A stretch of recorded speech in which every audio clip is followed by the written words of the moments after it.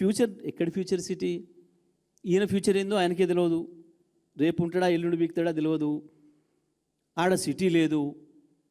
లేని future city నుంచి కట్టని అమరావతికి కూడా గ్రీన్ఫీల్డ్ హైవే అట, మళ్ళీ దాని పక్కన ఇంకో రైలు అంట. మరి ఒక దాంట్లో గురువు గారు, ఒక దాంట్లో శిష్యుడు ఎక్కుతాడా? మరి పోయేటప్పుడు రైల్లో పోయి వచ్చేటప్పుడు రోడ్లో వస్తారా ఇద్దరు గురు శిష్యులు హైదరాబాద్ అమరావతికి ట్రిపుల్ వేయడానికి? దేని కొరకు? ఏంది ఇదంతా కూడా? ఇవన్నీ ఏం తెలియజేస్తూ ఉన్నాయి? కేవలం రియల్ ఎస్టేట్ దందా కొరకు తను, తన తాబేదారులు, తన బంధుమిత్రులు కొన్న వేలాది ఎకరాలకు